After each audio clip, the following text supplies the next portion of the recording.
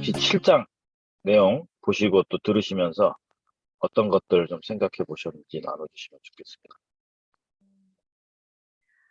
어, 저는 일단 학교에 있다 보니까 제 경험을 되게 많이 반출을 해봤는데, 저는 사실 지금까지 학교에서 제가 직접적으로 학교폭력위원회에 제가 뭐 들어가 본다든지 관련된 어떤 일은 없었어요. 그런데 이제 주변에서 들은 이야기나 또 저는 지금 초등인데 저희 언니 같은 경우 중등 교사인데 학교에서 일어나는 여러 가지 그런 학교폭력 사안들과 관련된 얘기를 들어보면 뭐 회복, 치유, 평화, 화해 이런 단어 자체를 들어본 적이 없어요. 다 관련된 얘기를 할 때는 뭐 강전, 그 다음에 뭐 학교폭력위원회, 그 다음에 뭐 선도위원회 이런 그런 용어 자체가 굉장히 좀 폭력적이다 이런 느낌이 많이 들었고 근데 사실 제가 이런 회복적 생활 교육에 관련된 내용들을 읽어봤을 때 이러한 절차대로 그런 학교에서 일어나는 사안들을 처리를 하려면 일단 굉장히 많은 시간과 노력과 에너지를 들여야 되는 일이구나 하는 생각이 참 많이 들었어요. 그런데 사실 학교에서 그런 에너지와 노력과 또 기반 바탕을 닦기에는 모든 게 공교육에서 너무나 빠른 처리를 요구하고 또 빨리빨리 그 돌아가는 걸 원하기 때문에 그 안에서 교사들도 사실 진득하게 이거를 공부하고 적용하고 그 다음에 그대로 어떤 일들을 처리해 나가는 게 쉽지 않기 때문에 이 회육적 생활교육이 학교에서 어떻게 보면은 그렇게 받아들여지지는 못하고 있는 게 아닌가 하는 그런 그 나름의 원인이랄까 그런 걸 좀 생각해 보게 됐어요. 사실 한 몇 년 전까지만 해도 그런 회복적 생활교육과 관련된 뭐 공문이나 뭐 연수나 이런 것들이 진짜 심심치 않게 많이 왔었는데 최근에는 그런 제가 공문을 본 적이 거의 없거든요.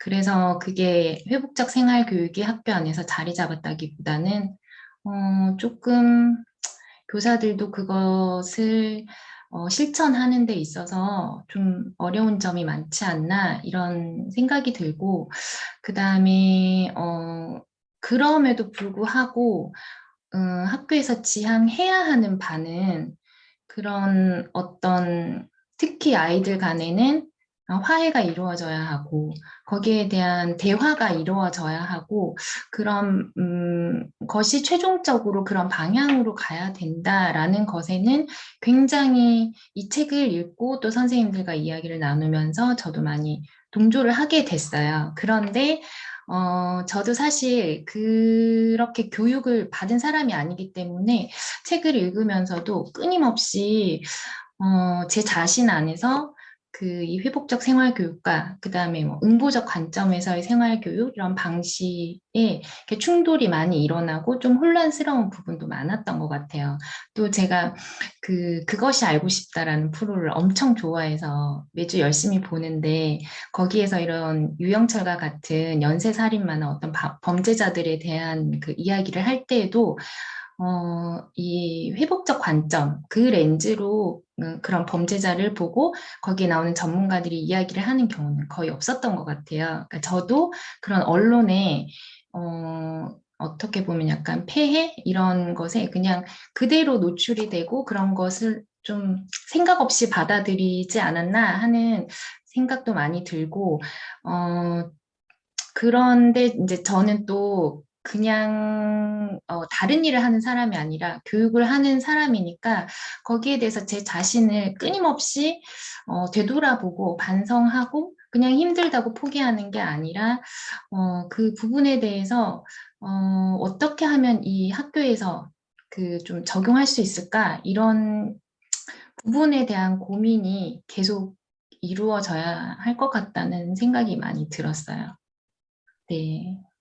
네, 그 공수 선생님 지금 그 지역이 어디죠? 그 학교 저는 지금 시흥시에서 근무하고 있어요. 시읍. 네. 네, 제가 지금 경남에서 올라가고 있는데 네, 그 경남하고 좀 분위기는 확실히 좀 차이가 있기는 하는 것 같아요. 약간 온도차가. 그 네, 이게 뭐냐면 경기도는 그 회복적 생활 교육이라는 용어가 처음 시작된 곳이잖아요. 저희가 연수도 제일 먼저 네, 시작한. 네. 근데 이거를 정말로 그 프로그램이나 생활 지도의 한 방법론으로 받아들이는 게 되게 커졌어요. 그러다 보니까 이게 교육 철학적 관점이 굉장히 약해. 음, 그런 상태에서 선생님들에게 하라는 어떤 지시가 내려갔을 때 그걸 선생님들이 동의할 만한 그 과정이 없었던 것 같아요. 맞아요. 그런 것 같아요. 예. 그 매뉴얼 같은 것도 잘 정리해서 보내주고 했는데 사실은 그게 잘 무슨 일이든지 마음이 동해야 새로운 일이 시작될 수 있는데 그런 과정을 너무 생략한 게 아닌가라고 하는 저희도 약간 좀 후회가 있고 음, 그리고 알아서 잘 할 거라고 생각했었는데 그런 부분이 좀 미스가 있었던 것 같아요. 근데 경남은 선생님들뿐만 아니라 마을교사까지 정말 이 책도 그렇고 뭐 이런 연수 워크숍 이런 게 아직도 꾸준히 진행이 좀 되면서 갈수록 그 수는 좀 줄어들 수는 있으나 이것이 삶의 어떤 철학이나 패러다임이다라는 쪽으로 강화되는 분들은 또 분명히 생겨나고 있거든요. 그러니까 네, 그러니까 예, 제가 이 지금 공부 모임을 통해서 되게 놀란 게 학교 밖에서 또 이제 학교와 관련된 교육과 관련된 일을 하시는 분들 중에 이렇게 회복적 생활 교육 분야에서 일하는 분들 또 노력하시는 분들이 이렇게 많다는 걸 저는 전혀 몰랐어요. 근데 이제 제가 이 공부 모임을 하면서 이런 분들의 도움을 학교에서도 받으면 좀 좋지 않을까. 그냥 안에서 이렇게 교사들만의 힘으로는 좀 해결하기 힘든 부분은, 그런 도움도 받을 수 있을 것 같은데, 대부분의 교사들이 저처럼 이렇게 지금 열심히 노력하시고 공부하시는 분들이 계시다는 사실조차 모르는 경우가 많을 것 같아요. 네. 그래서 진짜 그 고민이 좀 들어요. 이게 옆으로 1차 웨이브가 있었거든요. 옆으로 퍼뜨리기 위해서 네. 많은 연수와 뭐 자료가 만들어지고 했는데 저는 세컨 웨이브는 더 쉽지 않을 거라고는 봐요. 근데 이 세컨 웨이브는 이렇게 옆으로 퍼뜨리는 쪽으로 가서는 정말 그 관심 있는 그룹이 코어 그룹이 지속적 공부와 모임과 실천 사례 나눔과 이런 것들을 이어갈 수 있는 그 작은 단위의 모임이 좀실은 좀 집중될 필요가 있을 것 같아요. 그런 곳이 이런 외부 그룹들하고 잘 만나진다면 그거는 저 나름대로 의미 있게 발전할 거라고 봅니다.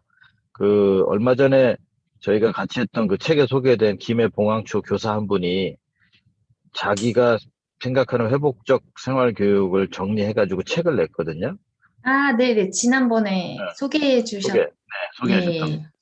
그러니까 그런 것들이 저는 사실은 제일 기대했던 거예요. 나름대로 음, 그분도 자기 패러다임을 이해한 만큼을 썼고, 그 다음에 자기가 그거를 수업에 어떻게 녹여냈는지 그런 걸 정리했단 말이에요. 그러니까 이게 어떤 그 경기도에서는 회복적 생활교육 하면 몇 개 프로그램으로 거의 정해져 있어요. 근데 그게 아니고 지금 우리가 얘기했던 것처럼 왜 언론에서는 한 모노렌즈만 갖고 있을까? 그 문제 자체 하나가 이미 교육의 주제가 돼야 되는 거라고 저는 보거든요. 왜 우리는 어떤 사건이 났을 때 항상 여기에만 초점을 맞추고 있지? 왜 이렇게 초등학생 사이에 이 극단적 사안이 왜 이렇게만 다 어른들은 쓰고 있을까? 이 다른 관점은 없었을까? 이런 것들을 사실은 고민하는 자체가 그걸 교육의 컨텐츠로 삼는 게 저는 회복적 생활 교육이라고 보거든요. 그러니까 정의 패러다임을 다르게 생각할 수 있도록 교육으로 풀어내는 것. 네. 근데 사실 다 어디에 집중되어 있냐면 생활 지도에 좀 더 네. 효과적이고 용이한 어떤 프로그램이나 방식 이렇게 되다 보니까 그게 철학적 깊이도 깊고 동의도 깊지 않은 상태에서 몇 가지 한 세네 가지 프로그램 돌려보는 것 이 이상의 발전이 있을 수가 없죠, 사실은. 그래서 그런 게 좀 안타까운 마음은 있고 그건 또 뭐 누구의 뭐 잘못이라기보다 그렇게 갈 수밖에 없는 여러 환경들이 좀 있었던 것 같아요. 그래서 이제는 조금 다른 차원에서 회복적 음, 생활 교육을 이해하고 실천해서 늘어나야 되는데, 그러려면 회복적 정의 자체에 대한 이해가 일단 깊어야, 아, 나는 이 관점을 우리 학생들에게 이렇게 교육으로 풀어내야겠구나. 이런 것들이 이제 늘어난다고 저는 봅니다. 그래서 그런 것들을 좀 기대하는 거죠. 교육 영역에 있는 분들이 이 패러다임을 오히려 더 깊이 이해했으면 좋겠다 하는. 아무튼 쉬운 일은 아니나 이게 문화를 바꾸는 일이기 때문에 분명히 선생님들이 손을 놓을 수는 없는 영역인 것 같아요. 네, 그래서 좀 더 진지한 고민들, 또 도움들을 서로 주고받았으면 좋겠습니다. 네, 또 코멘트를 제가 좀 하고 싶어서 말씀드렸습니다. 다음 분 지정해 주시죠. 아, 아까 제가 첫 번째 지정했던 김희주 선생님 다시 한번 초대하겠습니다. 네, 안녕하세요. 반갑습니다. 네, 저는 경남 사천에 있고요. 또 경남에 대해서 또 좋게 얘기를 해주셔서 너무 감사드립니다. 네, 저는 회복적 정의를 배우면서는, 어, 저는 그런 마을 교사로서 학교도 나가고 뭐 하지만, 지금은 아까 전에 말씀드렸다시피 도서관, 작은 도서관에 있어서 이제 프로그램으로 많이 지금 강사님 모시거나 아니면 제가 진행을 해서 프로그램을 하고 있거든요. 입주민들 대상으로 해서. 그래서 지금은 그 학교도 중요하지만 저는 지금 일반인 대상으로 하는 것을 하고 있고, 어, 또 층간소음 같은 그런 내용도 약간은 강하게는 아니지만 조금이나마 그렇게 회복적 정의를 통해서 하려고 노력하고 있고요. 다른 분들이 다들 너무 말씀을 잘하시니까 어떤 식으로 말을 하면 될지 약간 네, 떨림이 있습니다. 그런데 제가 책을 읽으면서 저는 어, 나중에 보면 이렇게 용서랑 화해를 하시는 분들이 나오잖아요. 저는 직면이나 이런 데까지는 괜찮은데 정말 끝까지 용서와 화해를 내가 할 수 있을까? 제가 만약에 그런 입장이 됐으면 그렇게 가끔씩 생각을 하면 저는 아직까지는 제가 힘든 것 같아요. 네, 정말 저희 가족들이나 아니면 최악의 상황까지 갔는데 그 상황에서 가해자를 정말 안아줄 수 있고 그 사람을 이해하고 공감하고 포용할 수 있을까라는 생각이 책을 읽으면서 맨 마지막 부분에 보면 나올 때 아직까지는 거기까지는 자신이 없어요. 네, 정말 뭐 딸이 이렇게 하늘나라 이런 상황에서 그래 나는 폭력은 폭력을 낳는다. 저 사람도 그렇지 않았겠냐 하면서 포용하고 결국에는 화해 용서가 될까라는 생각이 들면서 많이 더 공부를 많이 해야 되고 좀 많이 좀 성숙해져야겠다라는 생각이 들었고 저는 정말 처음에 그 엘마이라 사건 맞죠? 그거를 그런 강의를 듣고 거기서 저는 굉장히 충격을 받았거든요. 맨날 이렇게 혼내고 응부적이고 막 이런 것만 생각하다가 내가 잘못한 것에 의해서 얼마나 그 사람들이 피해를 당했으며 내가 한 일의 파장이나 영향력이 얼마나 됐나를 확인을 한다는 그 자체가 굉장히 그때 충격을 받아서 그 이후에 어, 네, 공부를 시작하게 됐는데 저는 그 두 가지가 아직도 엘마이라 사건의 그 직면과 그리고 직면을 통해서 맨 마지막에 이제 그 화해와 용서까지 가능할까? 네, 그게 아직은 저의 작은 고민 중에 하나입니다. 네, 말이 됐는지 모르겠습니다만 하여튼 경남 사천에도 지금은 4명의 마을교사 그리고 어, 그 회복적 정의 연구회 분들이 지금 열심히 일하고 있거든요. 그 회원들은 많지만 실제적으로 열심히 일하시는 분은 지금 4분인데 점차 늘어나고 있습니다. 근데 내년을 더 기대되고 하는 그런 곳이기 때문에 네, 열심히 네, 해보겠습니다. 많은 지원 부탁드립니다. 감사합니다. 네, 저는 네, 아까 전에 말씀하신 저도 그 순서대로 네, 주지연 선생님께 네, 넘기겠습니다. 왜 이렇게 네. 떨리는지 모르겠습니다. 네, 감사합니다. 감사합니다. 저는 2가지 말씀을 좀 드리고 싶은데요. 앞에서 말씀드린 것처럼 일단 경기도 지역에 씨 뿌리기는 돼 있어요. 그런데 이제 좀 소진되고 지쳐가는 상황이라는 게 제가 경기도에서 활동하면서 좀 느껴지거든요.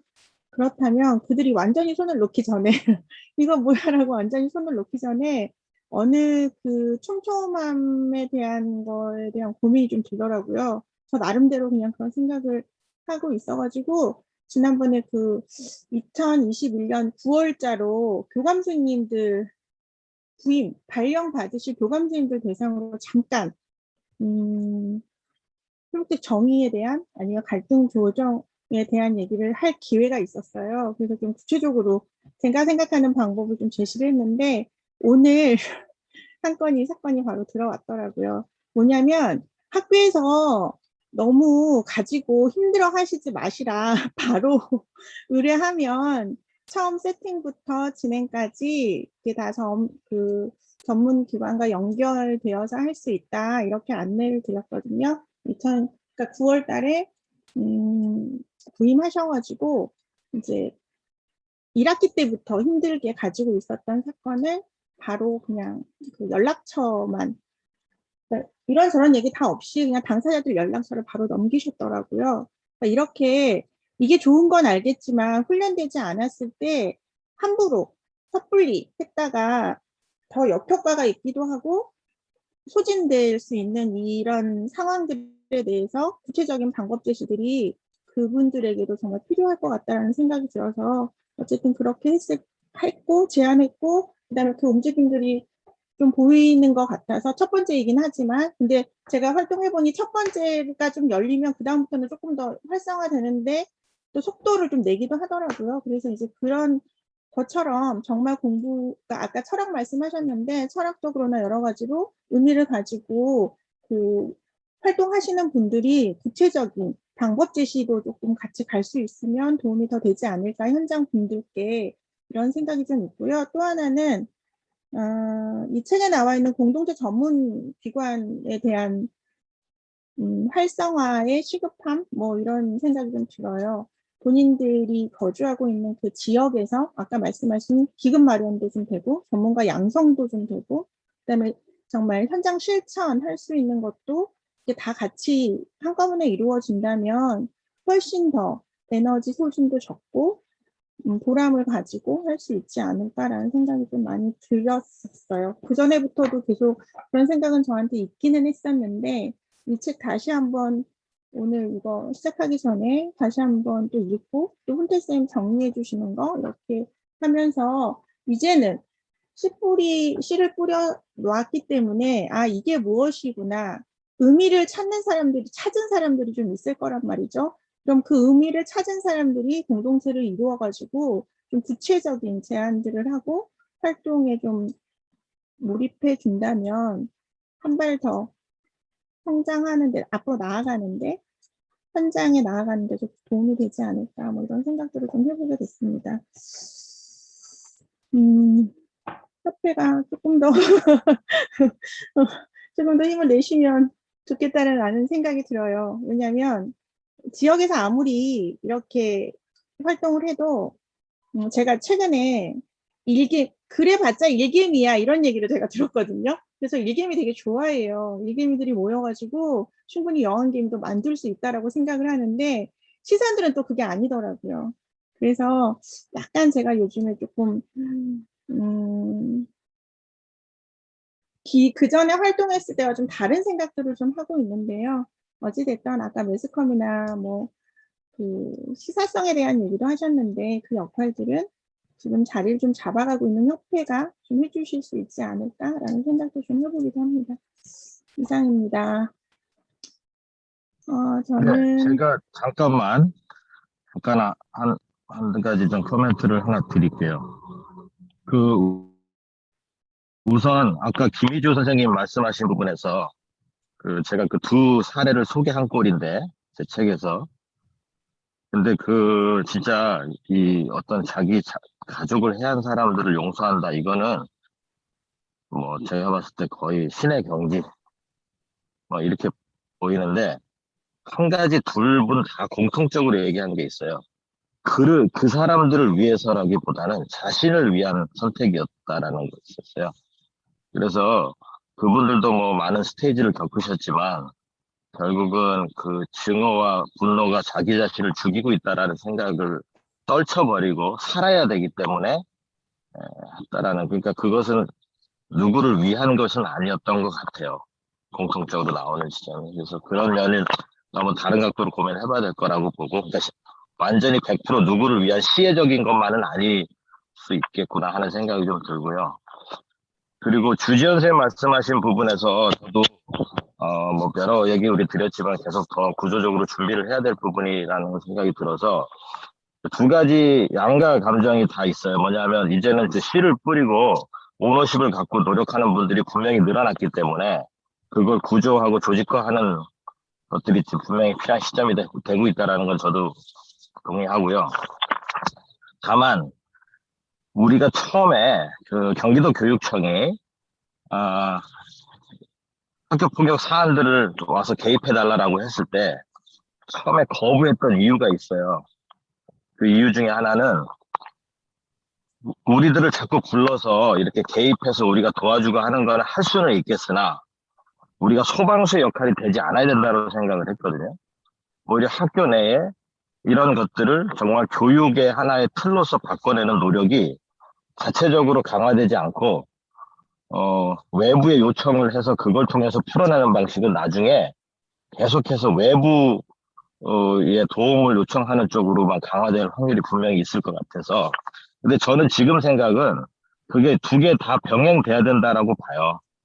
예. 왜냐하면 지금 학교 내 갈등의 문제가 학교 구성원 스스로만 풀 수 있는 문제가 아니거든요.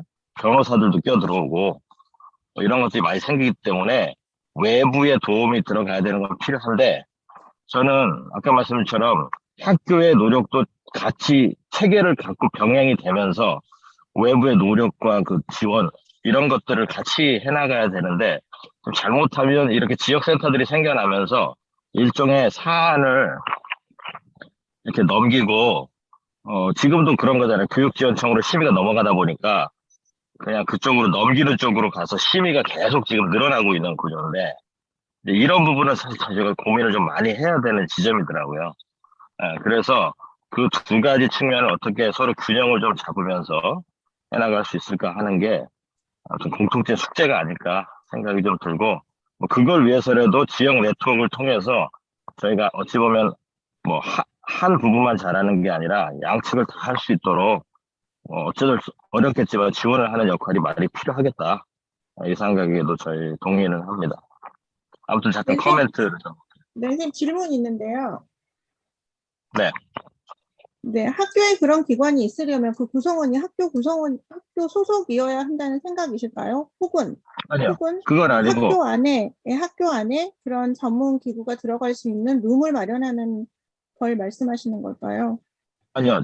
1차적으로는 학급의 선생님들의 갈등 대응 능력과 학급 안에서 우리가 늘 말하는 그 하부 구조 강화시키는 거, 그리고 초기 갈등을 풀어내는 거기가 80% 이상을 차지해야 된다고 보거든요.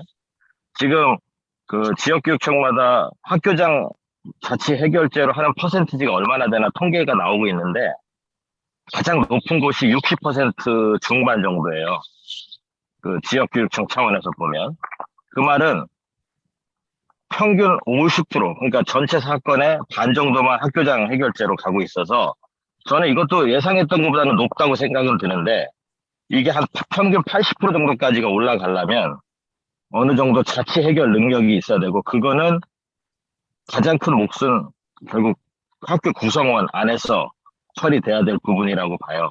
다만 지금 그 학교 내에 이런 대화를 이끌고 초기 그 갈등에 대입할 수 있는 능력을 가진 분들이 저는 교사와 학부모 합쳐가지고 한 5-6명 정도는 이 학교 안에 있었으면 좋겠다는 생각이 들고, 또 하나는 저희 1급 과정에 지금 공윤희 선생, 누구지? 아무튼 어떤 선생님이 제안한 것처럼 학교에 일종의 상주하면서 이런 도움을 주는 훈련된 학부모 그룹, 예, 이런 분들이 또 포함을 하는 게 무슨 교사가 다 하라는 게 아니고, 어쨌든 그 내부 자원이 그 정도는 있어야 될 것 같고, 하나는 지역교육청으로 이관됐을 때도, 심의가 넘어왔을 때도, 그거를 조정지원단 같은 걸 통해서 하는데, 그때 조정지원단은 교원들이 아니라 지역사회 자원으로 우리가 얘기를 많이 하잖아요.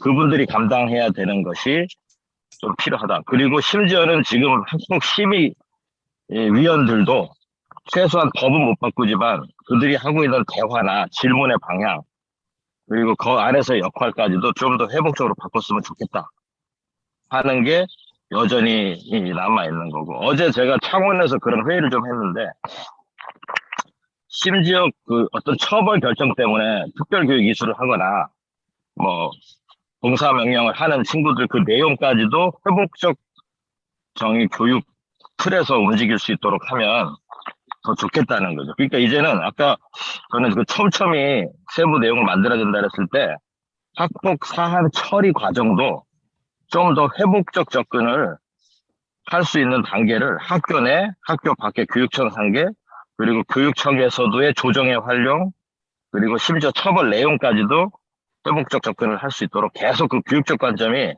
쭉 이어질 수 있도록 하면 좋겠다 하는 부분이죠. 근데 이거를 어떤 한두 학교가 그렇게 한다가 아니라 전체에서 하려고 하니까 그런 면에서 보면 인프라가 굉장히 부족한 면이 있죠. 그래서 제가 아까 말씀드린 대로 지금 세컨 웨이브를 일으키는 것은 많은 곳으로 가서 같이 올라갈 수는 없을 것 같고, 어떤 좀 소수 지역에 더 집중함으로써 그 모델이 확산될 수 있도록 가는 게 좀 낫지 않을까 생각을 좀 하는 거.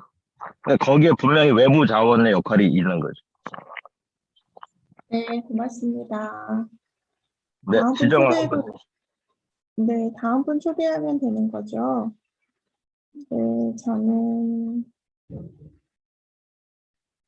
최진 선생님 초대하겠습니다. 네, 초대해 주셔서 감사합니다. 저는 이 7장에서 회복적 정의 운동에 동참하라가 저는 자기 반성이 좀 많이 들었어요. 그러니까 저도 이제 경기도에서 활동을 좀 했었고, 처음에 시작은 평화여성회에서 시작을 했지만, 그 다음에는 이제 코피에서 교육을 받고, 세상에 이렇게 좋은 것을 나만 몰랐네? 이제 이러면서 세상이 다 구원을 하는 것처럼 이 회복적 정의라는 철학이 받아들여졌어요. 좀 가볍게, 저한테는. 그런데, 경기도에서, 그러니까 저는 주로 이제 성남에서 활동을 했지만, 이제 성남의 주변으로 뭐 수원, 용인, 이천, 평택, 안성, 뭐 이렇게도 이제 다 이제 가서 회복적 생활교육을 했죠. 실내서클이라고 하는. 근데 실내서클이 아닌 서클들도 굉장히 많았었고, 이제 그렇게 하면서 되게 어려움을 많이 느꼈었어요. 어려움을. 그러니까 선생님들이 너무 이해가 없으신데 교육은 받았다고 하시고, 근데 이해는 없었어요. 대화를 나눠보면 받으신 분 같지가 않은, 저 또한 이 철학이 너무 얕은 상태에서 활동을 이제 하다 보니까, 처음에 제가 회복적 정의라는 단어를 들었을 때도 공부를 하고 싶었는데 가서 배울 수 있는 곳이 없었어요. 좀 가까운 곳에서 하고 싶었는데, 제가 그때 성남에 살았는데 서울까지 가서 계속 듣다 보니까 너무 어렵고, 저도 생업이 있으니까 이제 그러다가 이제 코피를 알게 됐고, 이제 분원이 성남에 있어서 듣게 됐는데, 그때는 정말 1, 2, 3, 4단계만 들으면 그 철학이 나한테 이렇게 심어진다라는 생각을 좀 했던 것 같아요. 그리고 프로그램으로서, 왜냐하면 수요가 있었기 때문에. 그때 이제 회복적 생활교육이라고 하는 게 2013년도에 지금 원장님 말씀하셨지만 경기도 교육청에서 이렇게 시작이 됐었고, 그리고 각 학교를 막 씨가 뿌려져 가는 상황에 제가 씨를 뿌리러 가는 사람이었던 거죠. 근데 지금 생각해 보면 정말 프로그램을 돌리지 않았나 이런 생각이 들어요. 그러니까 응보가 여전히 남아 있는데 그 둥글게 앉혀놓고 서로가 관계가 나쁜 아이들을 어쩌면 더 관계가 나쁘게 하고 나오지 않았을까. 막 대화를 시키고 막 관계는 막 회복돼야 된다 그러고 회복되지 않으면 마치 학생들이 나쁜 아이들 같은 그런 멘트를 하지 않았나는 생각이 좀 많이 들었었어요, 제가. 그러다가 작년부터 이건 누가 시켜줘서 하는 게 아니라 내가 해야 되는구나. 이제 이래서 공부를 모임을 막 찾아다녔고 마침 코로나가 터져가지고 저한테는 공부할 수 있는 계기가 좀 됐던 것 같아요. 강의를 못 나가고 상담 못 하니까 공부라도 하자. 이제 이렇게 돼서 제가 이제 비폭력 평화 물결에서 그 이완영 선생님도 거기서 이제 만나 뵀는데 그러면서 쭉 이제 철학을 조금씩 이제 흡수하기 시작했던 것 같아요. 그래서 지금은 저는 프로그램을 돌리러 다니는 것 같진 않고요. 한 1년 그러면서 제가 스터디 지금 원장님도 말씀하셨지만 작은 모임들이 만들어지는 게 맞다는 생각이 전 들었었어요. 그리고 함께 이 교육을 하시는 분들도 공부하지 않는 분들이 참 많으시거든요. 그러니까 우리가 말하는 응보와 회복이 따로 갈 일은 아닌데 이거를 마치 흑백 논리처럼 바라보는 저도 그랬었고 저도 저 자신도 그랬지만 어떻게 하면 아까 이제 선생님께서 지금 김은태 선생님 강의에서도 철도를 보여주셨을 때 저도 좀 많은 생각이 들긴 했었어요. 거기에서 이걸 어떻게 좀 가져갈 수 있지? 이제 그러면서 저는 작은 저의 지금 공동체에서 계속 철학에 대한 공부를 하고 이렇게 모임에 참석하고 그러면서 저는 저의 갈 길을 가는데 제가 지금 현재 성남의 교육청에 바람직하긴 하나 뭐가 이루어질 수 있을까 약간 의문점이 되는 회복적 생태계 포럼이라는 게 있어요. 저희 교육청 안에. 제가 이제 그 위원으로 들어가서 제안도 하고 하는데 항상 이렇게 벽에 부딪히는 듯한 느낌을 많이 받아요. 그러니까 학교에서는 거기에는 지금 시민단체, 그다음에 학부모, 그리고 저는 상담 전문가로 들어가 있거든요.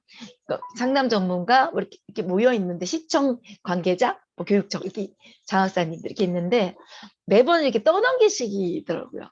그러니까 학교는 바깥에서 해야 된다 이렇게 자꾸 말씀을 하시고 이제 우리는 이제 바깥에 있는 사람들은 학교가 좀 더 많이 했으면 좋겠는데 이제 이런 말씀들을 하시다 보니까 이야기가 이렇게 계속 이렇게 물과 기름처럼 이렇게 섞이지 않는다는 느낌을 너무 많이 받고 있고 그래서 저는 이제 그 부분에 되게 답답해서 저도 이제 원장님처럼 모델 학교를 만들자.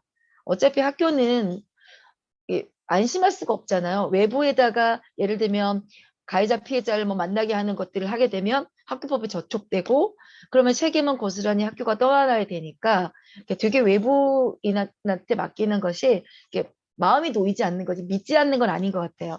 그런데 교육청에서 회복적 생태계 포럼이 있으니 어떤 학교가 좀 잘하는 학교가 있어요. 실제로 사안이 있으면 학교만 해결하려고 하는 게 아니라 발빠르게 관계 개선 프로그램도 하고 이렇게 학부모님들도 좀 연수도 시키고 막 이렇게 동시다발로 하려고 하는 학교들이 있어서 좀 그렇게 좀 모델을 만들면 어떻겠냐라고 해도 계속 탁상공론만 하는 게 지금 현재 지금 생태계 포럼이라고 하는 곳에서 이루어지고 있는데 그나마 그렇게 만들어진 게 다행일까? 저는 이 생각은 해요.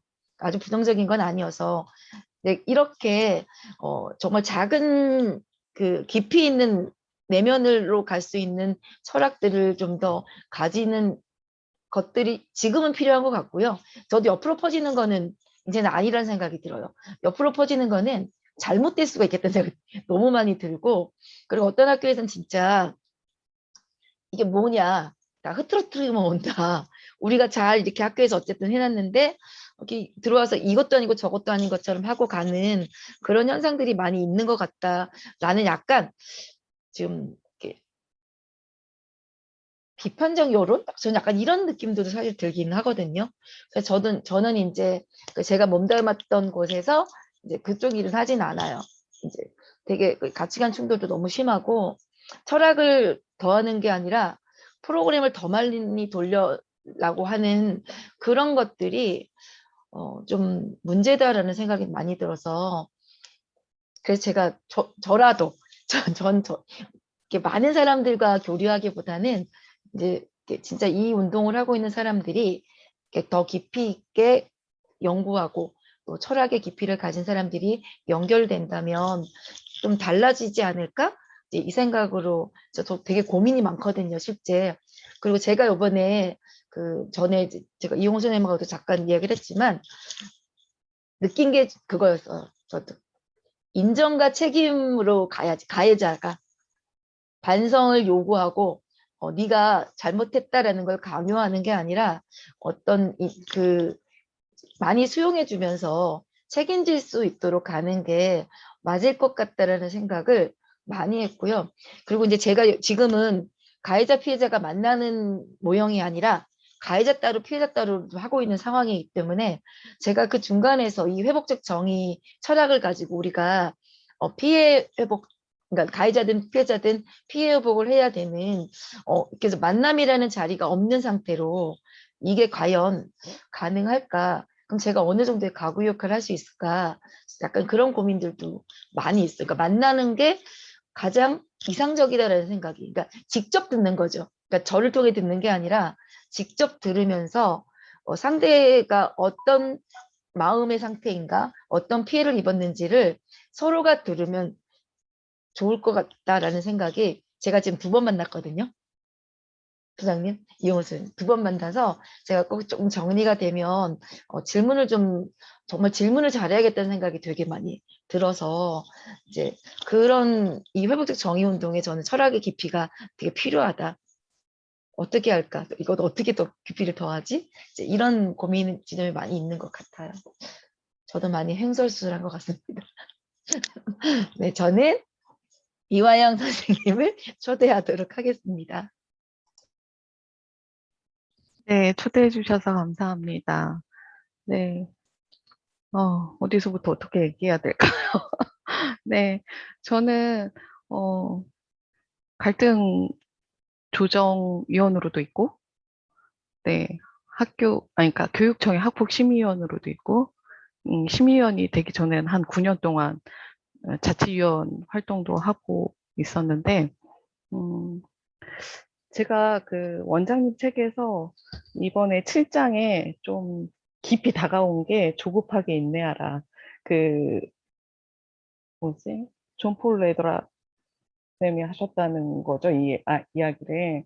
그게 좀, 더 깊이 다가왔던 이유는 최근에 다시 이제 올 6월 달에 마을 공동체에서 저를 이제 초대해 주셨어요. 그 공동체 안에 어떤 분이 계신데, 음, 제가 평소 이야기하는 거, 그리고 제가 이렇게 초대해서 어떤 그 서클 그룹에서 이렇게 서클 경험을 하시기도 하고, 또 회복적 정의 강의도 이제 코피는 아니지만 다른 강의 하시는 분한테 이렇게 듣도록 안내하셨던 분이 있었는데 그분이 우리 마을 공동체가 형성이 되는데 선생님이 추구하는 가치를 좀 와서 설명해주고 이걸 몇 해 해줬으면 좋겠다. 같이 서클 진행이든 이 회복적 정의가 왜 중요한지 그런 거를 같이 좀 나눠줬으면 좋겠다 해서 6회기를 계획했다가 코로나 때문에 5회기를 하고 마쳤어요. 그런데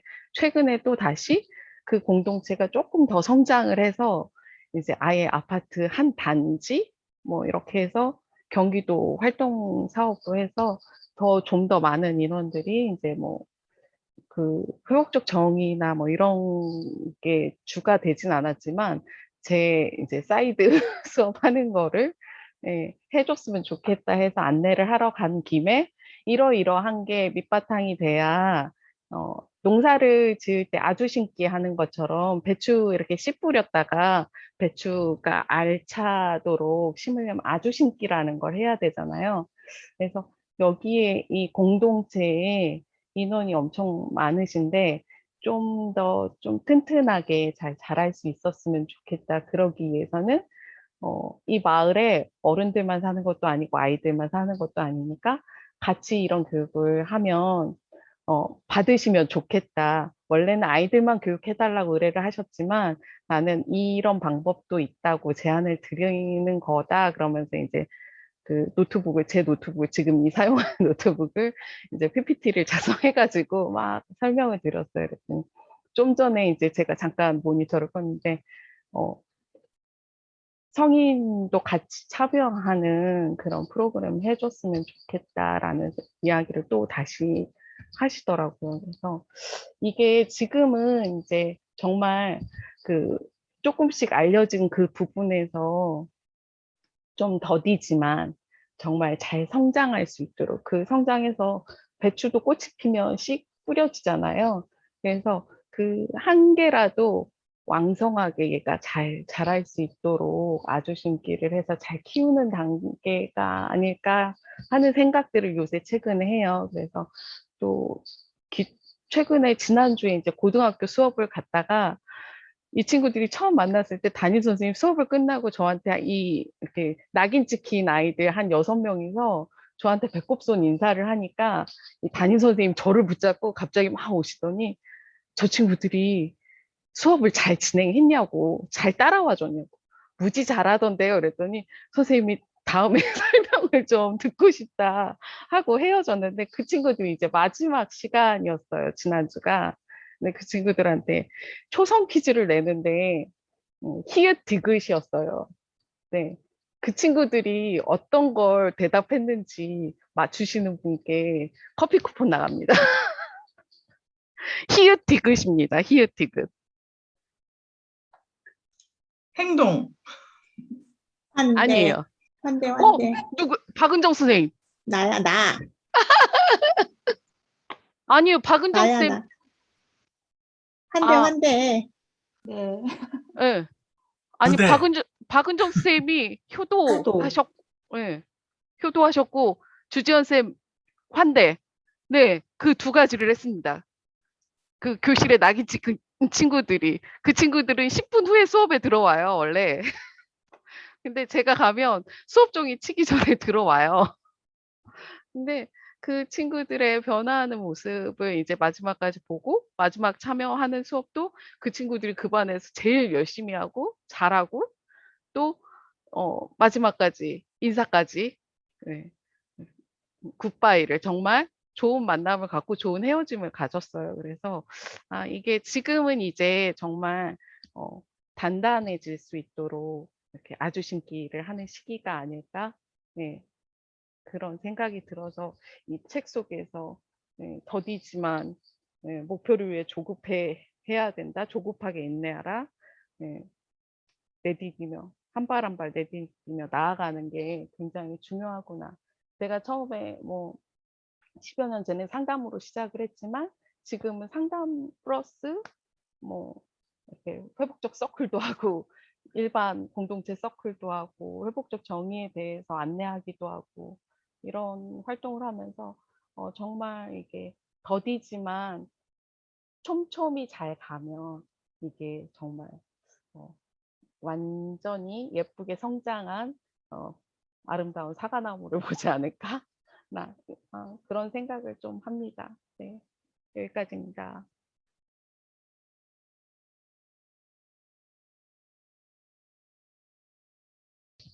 그리고 박은정 선생님하고 주지연 쌤은 제가 전화번호 아는데요. 박은정 쌤은 전화번호 남겨주시면 개인 메시지로 남겨주시면, 네, 커피 쿠폰 갑니다. 박은정 선생님을 초대하겠습니다. 네, 감사합니다. 효도 맞춤 박은정입니다. 네, 사실 가해 학생들이 저도 상담자로서 학생들을 만나다 보면 부모님 생각을 되게 많이 하는 것 같아요.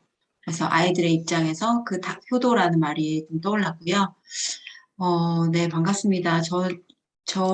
저는 이 7장을 전에 그냥 읽어가지고 책을 다시 잡지를 못했다는 솔직한 고백을 드리면서 7장의 내용을 따로 이렇게 말씀드리긴 좀 어렵고 제가 아직 퇴근을 안 해서 지금 현재 택도 없지만 함께하고 싶은 마음으로 네, 참여했습니다. 제가 좀 몇 달 이렇게 좀 참석 못했는데요. 인원수가 너무 줄어 있어서 좀 안타깝기도 하네요. 오늘따라 그런 건지. 네, 제가 지금 현재 여러분과 좀 나누고 싶은 얘기가 있는데요. 학교 폭력을 교권 침해를 경험하신, 그러니까 학생과 학부모로부터 뭐 폭력을 경험하신 선생님들의 이야기를 연구를 좀 하고 있어요. 그래서, 이제 학생들 간의 폭력 이런 것들은 이제 학교 폭력인데 학교에서 학생들만이 피해를 당하는 것이 아니라 때로는 이제 교사들도 어떤 학생들로부터 또는 학부모로부터 이런 폭력 경험을 할 때 과연 그 끝이 어떻게 되어야 되는가라는 것에 대해서 더 이 회복적 정의가 더 필요한 그런 순간이 아닐까 그런 생각을 하는데요. 선생님들이 이렇게 학생들이 다 있는 앞에서 뭐 신발 이런 욕설 또 이렇게 제가 지금 여기서 다 말할 수는 없지만 되게 충격적이고 모욕적인 욕을 듣게 되면 나 가만히 있지 않을 거야. 나 참아서는 안 되겠어. 물론 어떤 더 심한 경우에 참는 선생님도 있지만 내가 이렇게 참는다는 건 다른 또 사례가 일어나지 않기 위해서라도 이 학생을 일벌백계 하는 차원으로 뭐 이런 이렇게 학생들을 좀 심판대 위에 세워야 되겠어라고 하는 경우를 좀 봤어요.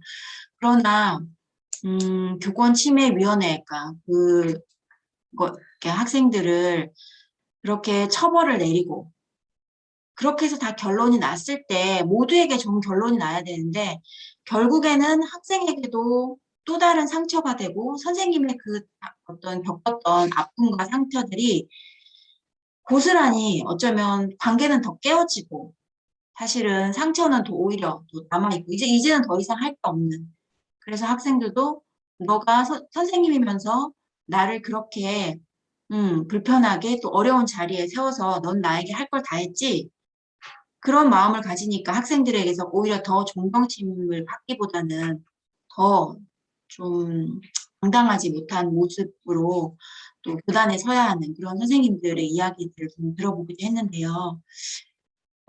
이건 비단 이 회복적 정의라는 것이 꼭 뭐 학교에서 또는 학생 간에 이런 내용이 아니라 어떤 갈등이 있는 사람과 사람 사이에서 모든 분야로 좀 배워줘야 되겠다라는 생각을 좀 많이 했고요. 특히 이 학교라는 장소와 폭력이라는 행위가 합쳐지면서 좀 되게 어떻게 보면 뭐랄까, 그러니까 마치 책임은 선생님들에게 다 주어져 있고 또 선생님들은 어찌할 바를 모르고 또 학생들도 또는 학부모의 어떤 그 힘을 등에 업고서 가만두지 않을 거야, 뭐 혼낼 거야 이런 식으로 어떤 좀 힘만을 행사하려고 하는 식으로 좀 가려고 하는 것 그런 것들을 좀 볼 때 좀 많이 안타까운 것 같고요. 저도 2017년에 이제 처음 이 회복적 정의를 접하고 지금 현재 한 5년, 6년 이렇게 되어 가는데 이제 특히 예비 교사들을 양성하는 단계에서도 갈등을 어떻게 조절하는지에 대한 이야기 또 그런 작지만 그런 훈련들을 좀 시작할 수 있는 그런 계기들도 좀 되었으면 좋겠다 싶고요. 그래서 어떤 일 처리로 어디로 넘기고 이런 차원의 것이 아니라 좀 더 우리가 사람에 대한 이야기 그런 것들을 좀 더 선생님들부터 이렇게 좀 시작되어야 되는 건 아닌가 네, 그런 생각을 좀 하고 있는 요즘입니다. 네, 제가 몇 분 듣진 않았는데 들으면서도 마음이 되게 좀 좋았어요. 여기 여러분들과 이런 이야기를 나눌 수 있는 곳에서 함께 소속이 되어 있다는 게 참 좋은 것 같고요. 네, 계속 대화를 좀 이렇게 들어보고 싶네요. 제가 누가 했는지 안 했는지를 몰라서 우리 이영우 선생님이 좀 누구가 하면 좋을지 좀 도움 주시기를 바라면서 저는 여기까지 하겠습니다. 네, 감사합니다. 선생님. 박은현 선생님 오랜만에 뵈니까 되게 반갑습니다. 일단 화면에 지금 얼굴이 나오시는 분들은 지금 황태진 선생님하고 김은태 선생님만 잠깐 나눠주시면 다 나누신 것 같습니다. 네, 황태진 선생님 먼저 나눠주시겠어요? 네, 알겠습니다. 책을 읽으면서 참 글을 잘 쓰시구나. 그래서 참 감동을 했고요. 그러면서 진심이 느껴졌어요. 참 그런 부분들. 우리가 좀 진실함을 듣기가 상당히 좀 어렵잖아요. 그런데 이제 용서와 화해. 제가 용서에 대해서 상당히 좀 그 생각을 한 적이 있었는데요. 예전에 회복적 정의 하면은 어떤 한 단어로 이렇게 말한다면 했을 때 제가 용서라는 단어 때문에 이렇게 공부를 하고 있고 활동을 하려고 한다 했는데 좀 약간 의문을 품더라고요. 그 용서라는 부분들을 강요하면 안 된다. 나는 강요라는 의미로 쓰려고 한 건 아니었는데 그렇게 받아들여질 수 있겠구나. 그래서 그 용서라는 것에 대해서 한동안 계속 고민했던 기억이 나요. 그래서 오늘 또 이렇게 여러 가지 언론의 문제, 이런 문제 이렇게 보면서 이제 좀 제가 이제 고민했던 지점을 나누기 위해서 한강 사건 있잖아요. 정민이 사건에 그 아버지에게 과연 용서라는 단어는 어떤 것일까라고 했을 때, 그래서 이 지점이 제가 나름대로 이렇게 좀 정리하고 있는 부분은 뭐냐면, 용서는 전적으로 피해자의 몫이다. 그리고 사과도 전적으로 가해자의 몫이다. 이게 저희 어떤 이 회복적 정의가 갖고 있는 자발성과 연결된다고 볼 수 있는 것 같아요. 어떻게 보면 프로그램이나 이렇게 갔을 때 성과주의로 흘러가게 되면 이들의 몫인 이 용서와 사과를 이 강요로 가게 되면 갈 수가 있는 거죠. 그러면 내가 하는 조정과 대화 모임에 하는 역할은 뭔가? 근데 그러면 왜 용서와 사과가 필요한가라는 거죠. 근데 전적으로 자신의 몫이지만 사과와 용서를 안 하면 고통의 양은 더 커지잖아요. 근데 본인들은 아직 모르는 거죠, 그게. 그럼에도 불구하고 그 길을 가는 거예요. 그 감정이나 아직은 안 되니까. 그러니까 우리의 몫은 이분들에게 그를 우리가 느낀 바를 알려주는 거구나. 먼저 깨달은 자의 의무라고 할 수 있을까요? 우리가 할 수 있는 몫은 그거지. 사과나 이 용서를 강요하는 게 아니구나. 그리고 용서와 사과가 필요하다는 것을 알려주는 거구나. 이게 또 중립성이 아닐까. 결국 우리 교육을 받으면서도 그 결과에 대한 책임을 우리가 지지 않는다라는 이렇게 원장님의 말씀의 안에는 사실은 책임 회피적인 말이 아니라 이런 성과주의를 피해야 된다는 이런 말이 아닐까라고 좀 생각했던 좀 기억이 납니다. 그래서 어떻게 보면은 정말 이 패러다임으로 봐야 되는 것이 사명감이 있어야 되고, 이 정말 어떻게 보면 멈춰야 될 때를 알아야 되는 거구나. 이 상황에서 이 감정적인 상황 속에서 우리가 직면이라는 부분 또한 그렇다면 전적으로 당사자 몫 아닌가. 이 자발성이라는 부분. 근데 그러한 부분들을 우리가 희미하게 생각하고 이렇게 너무 성과주의 형식으로 이렇게 가게 되면 역시 또 부작용이 나오게 된다라는 부분인 것 같고요. 그래서 근데 이제 뭐냐면 이 자발성이라는 부분도 역시 피해자들도 어리석다 보니까 그래서 저번에 강의하면서 앞부분에서 피해자가 처벌해 주세요라는 그 말 안에는 사실 만나고 싶다라는 도 포함될 수도 있죠. 그 본인 입장에서는. 그래서 어떤 외부에 나와 있는 말 가지고 판단하는 것이 아니라 그래서 우리가 어떤 패러다임을 이해하고 전문성을 키워가고 이런 부분들이 더 이 당사자의 내면을 공감할 수 있는 능력을 키우기 위해서 정말 다양한 부분들을 알고 있어야 되겠다. 이 상황에서는 멈춰야 되겠고 이런 부분들을 좀 알게 된 것 같아요. 저는 사실은 그 부분이 두려웠거든요. 저 스스로 생각할 때 공감 능력이 그렇게 높지 않는데 내가 이렇게 오히려 뭐 이렇게 상처를 주지 않을까 잘못하면 이런 생각을 많이 했던 것 같아요. 그리고 실제 저희 법학에서는 좀 스스로 알아서 하는 이런 부분들이 좀 있죠. 근데 이걸 공부하면서 상식인 이 회복적 정의 이걸 보면서 그럼 국가는 뭘 하지? 라고 보니까요. 침묵으로 일관하더라고요. 대부분 다 그냥. 그러니까 뭐 아까 14세 안 되니까 처벌하지 않는다. 끝. 다른 거는 뭐 얘기도 안 하고. 그래서 그러면 침묵을 하면 좋아지나? 이게 아니구나. 그래서 저는 동참하기로 했고요. 그래서 아직은 공부하는 입장이고 제가 생각하는 이 회복적 사법적 견지에서 이 중대 사건의 경우라 할지라도 직면이 아니라면 그렇다면 간접적으로라도 이러한 부분에 끊임없이 이 피해자의 사과나 용서가 있을 때 본인에게 더 유리할 수 있고 고통의 양이 적어질 수 있다는 것을 알려주는 누군가가 있어야 되겠다. 그래서 초기 단계, 중간 단계, 그리고 어떤 집행 단계, 그리고 끝나고 나서도 회복 단계에서도 다 끊임없이 그 기회가 주어져야 되구나 하는 부분들이죠. 그래서 제가 생각할 때는 뭐였냐면, 근데 또 반대로 있잖아요.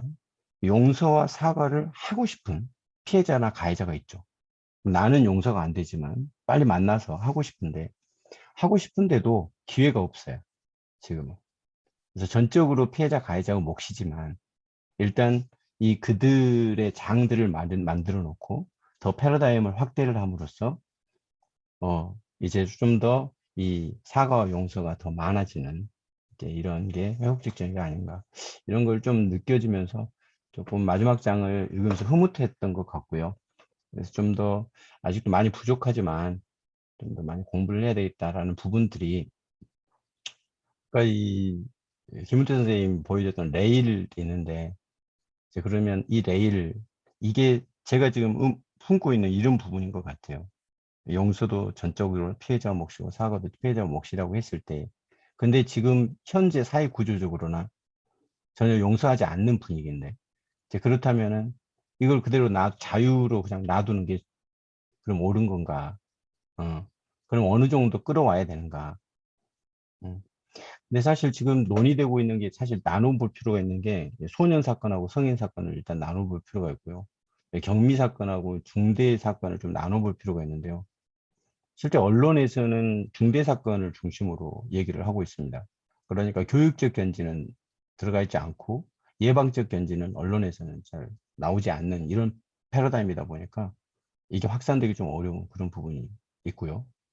그리고 또 이 성인 사건 중심으로 가다 보니 이 소년 사건에 대한 이런 부분들이 좀 빠진 부분이 좀 있어 보이고 또 제가 좀 느낄 때 이 회복적 정의 운동에 참여하시는 분들은 교육적인 부분들, 예방적인 부분들을 중심으로 이렇게 얘기를 하시다 보니 이 중대 사건이나 또는 성인 사건에서 이 회복적 사법 대면이 좀 어려운 부분이나 이런 한계 부분에 대해서 조금 이렇게 아무래도 조금 간과한 부분들도 좀 있는 것 같고요. 그래서 앞으로 좀 더 저도 공부를 하고 함께 나누는 시간들이 좀 많았으면 좋겠다. 서로 얘기를 하고 회복적 관점에서 어떻게 이제 볼까 이런 걸 느끼는 경험이 됐습니다. 김은태 선생님한테 넘기겠습니다.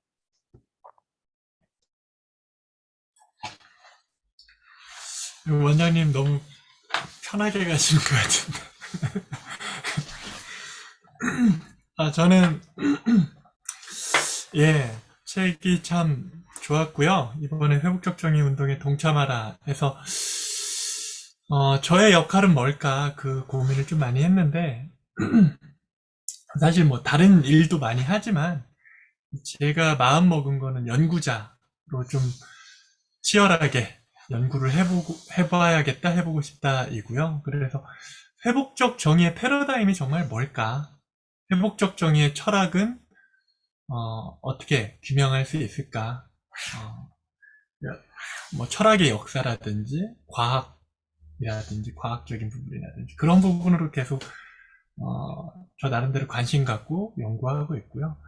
그리고 이번 장을 읽으면서 특히 인간이란 대체 무엇인가 이제 그런 부분에 대해서 좀 고민하게 됐고, 인간적 정의, 인본적 정의라는 게 참 피가 돌고 살이 붙는 정말 인간적인 삶, 우리가 꿈꾸는 이게 기계적인 것도 아니고 동물적인 것도 아니기 때문에 이제 그런 부분에서 좀 번역도 하고 앞으로 연구도 하고 저술도 많이 하고 싶다. 그런 생각이 들었습니다. 그래서 이재용 원장님도 좀 더 많은 저술을 좀 하시고 번역을 좀 하시길 바라는데 어떤 계획이 있으신지 궁금하네요.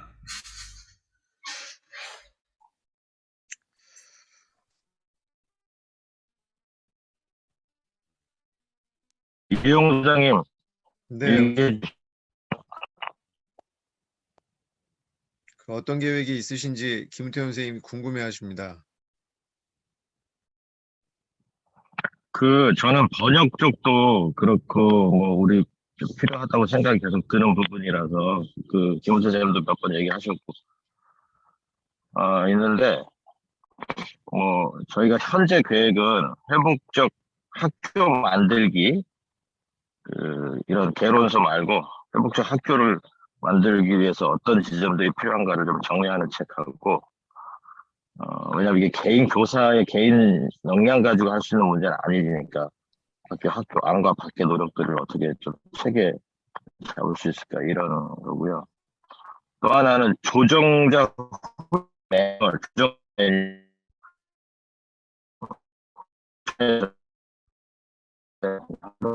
없었다가 이제 다시 좀 만들어야 될 상황인 것 같고. 그 다음에 김원태 쌤한테 제가 역으로 좀 제안하고 싶은 건 연구 쪽에 관심 많이 가지겠어요. 우리가 사회에 나오는 여러 이슈들이나 어떤 그런 게 있잖아요. 그것들을 우리가 회복적인 관점에서 어떻게 이해하는 것이 좋을까 하는 이런 약간 좀 무겁지 않은 에세이 같은 것들을 좀 이렇게 여기저기서 좀 모을 필요가 있을 것 같아요. 이게 그냥 담론으로만 있지 않고 사회 현상에 대한 해석을 회복적 관점으로 한다면 어떤 내용으로 접근할 수 있을까 이런 것들이 좀 필요한 시점이 아닐까 뭐 이 생각도 좀 들어요. 그래서 뭐 교육적 영역에서의 번역책도 좋고 뭐 경찰 활동에 대한 책 황태진 선생님도 그렇고 뭐 그런 것들이 있을 수 있지만 좀 이렇게 어떤 여러 단면들 사회 여러 현상들을 회복적인 관점에서 바라보는 것이 어떤 모습이고 내용이 될까 하는 거가 좀 있으면 좋겠다. 그러면 조금 아마 일반 사람들도 이게 우리가 삶의 패러다임으로 이걸 이렇게 바라본다면 또 이런 해석이 가능하겠구나. 이런 것들을 좀 더 담을 좀 낮추는 내용들이 있지 않을까? 옷에 그런 고민도 좀 하기는 합니다. 물론 뭐 책 하나 쓴다는 게 쉬운 일이 아니기 때문에 섣불리 얘기할 수는 없지만 언젠가는 좀 다뤄줘야 될 영역이라고 봅니다.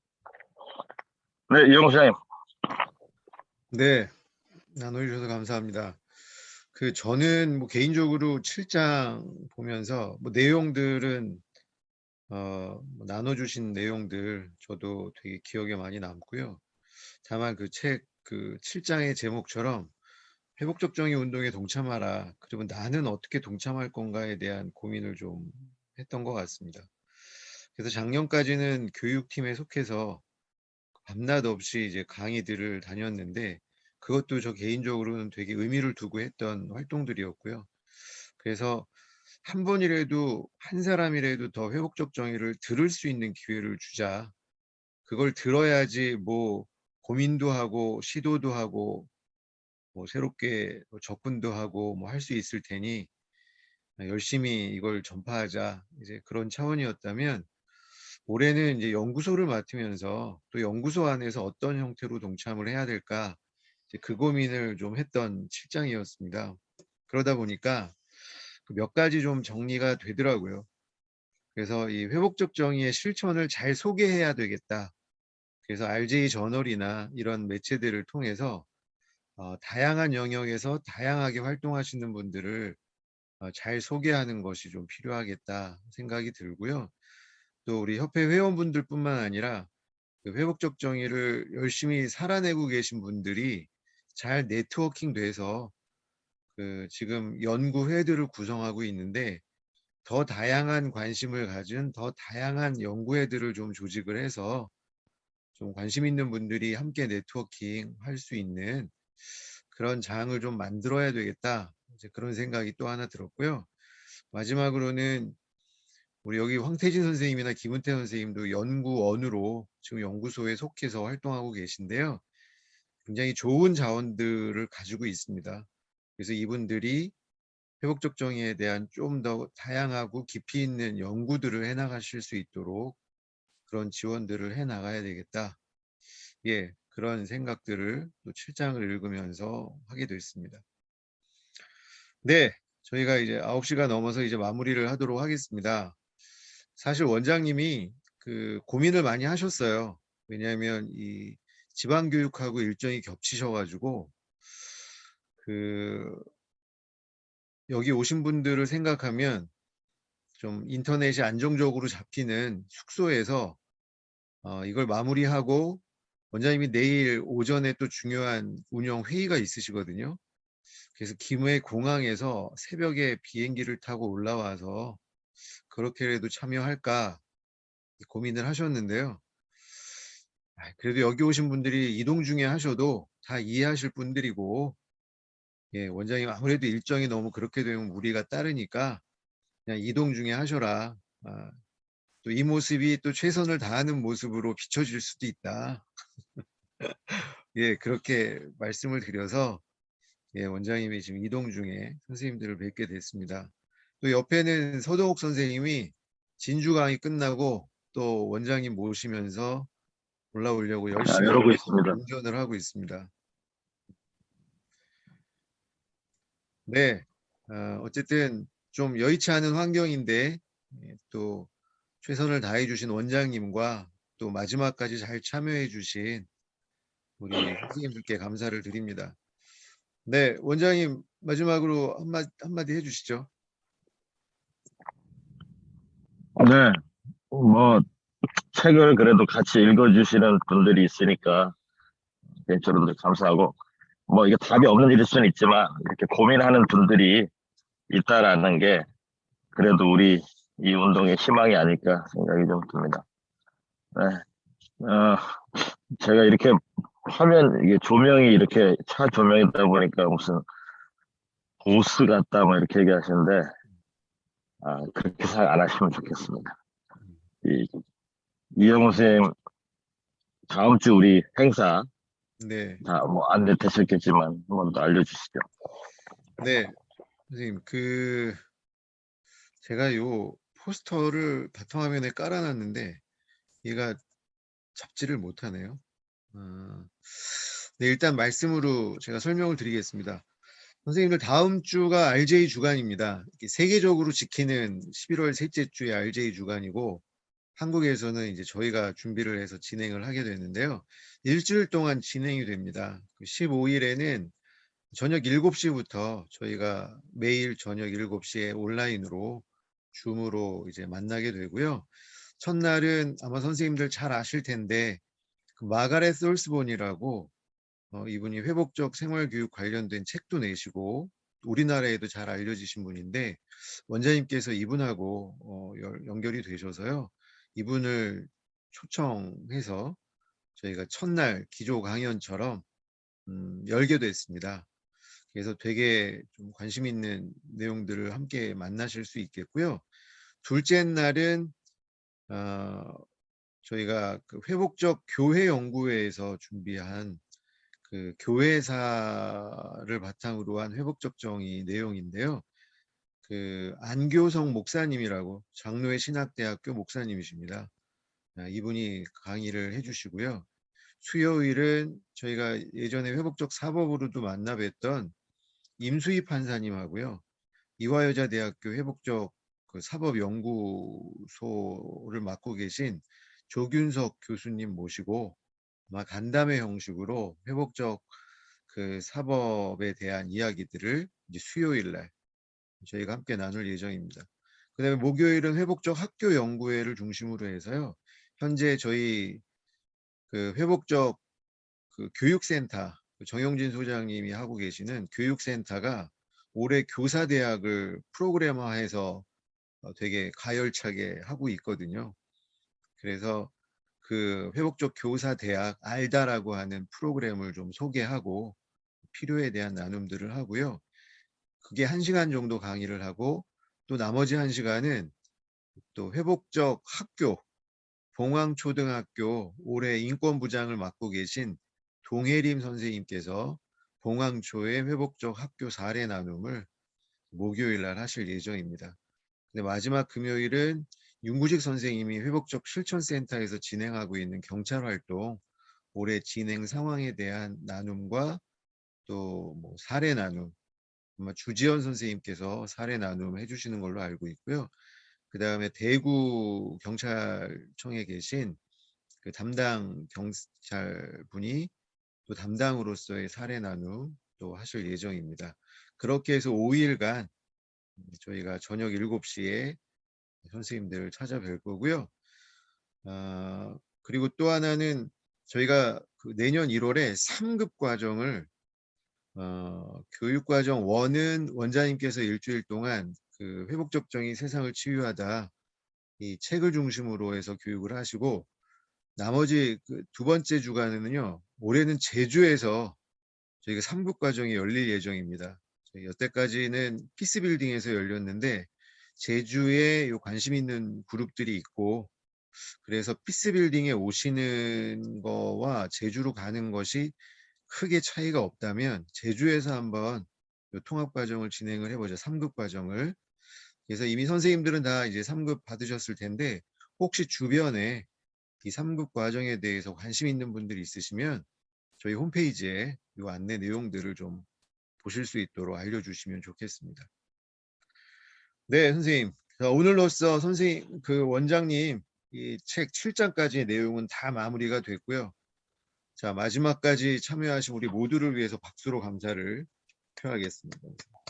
와, 수고 많으셨고 수고하셨습니다. 마지막 12월 마무리를 지금 어떻게 할지 12월 또 연말이라 다들 바쁘시고 해서 지금 요 마무리를 어떻게 할지 조금 고민이 되는 부분이 있는데요. 예, 요거는 나중에 저희가 문자로 또 한번 공지를 해드리도록 하겠습니다. 소장님, 여기 마지막 챕터까지 참석하신 분들한테는 네, 뭐 좀 연구소에서 뭐 좀 보내줘야 되는 거 아닌가? 아 이분들이요. 네. 네, 선생님. 잠시만요. 제가 사진을 찍겠습니다. 사진. 네. 네, 우리 알자 마무리하신 우리 선생님들. 네, 연구소에서 하다못해 쿠폰이라도 한 장씩 예, 보내드릴 수 있도록 준비하겠습니다. 책도 보내드리면 짜증 내겠죠? 네. 원장님- 저희 도서관에 책 필요해요. 네, 네, 네. 네, 하세요. 네, 사겠습니다. 네, 그러면 네, 원장님 마지막 마무리 말씀해 주시고 이제 오늘 모임은 마감하도록 하겠습니다. 네, 제가 책에도 썼지만 처음 저희가 이런 일을 시작할 때보다는 이 운동에 동참하는 분들이 많이 늘었다는 거, 그 자체로도 저희는 잘 가고 있구나 하는 생각이 좀 들고요. 많은 도전이 있지만 이렇게 또 10년 후에 더 많은 분들이 또 이 일을 같이 또 고민하고 있지 않을까 하는 기대도 해봅니다. 책 공부 같이 해주신 것 다시 한번 감사드리고 또 이거를 잘 이끌어주신 우리 이영호 소장님하고 황태진 연구원님, 그다음에 김은태 연구원님 잘 발제해 주셔서 감사합니다. 네, 수고들 많으셨습니다. 감사합니다. 선생님 수고하셨습니다. 네, 수고하셨습니다. 수고하셨습니다. 네. 감사합니다. 감사합니다. 안전운전하세요. 네, 다음 주 네. RJ 주간 때 또 뵙도록 하겠습니다. 안전운전 하래. 네. 저예요, 초등학생님. 갑니다. 초등학생 안전운전 하시래요. 네, 네, 수고하셨습니다. 수고하셨습니다. 네. 닫겠습니다.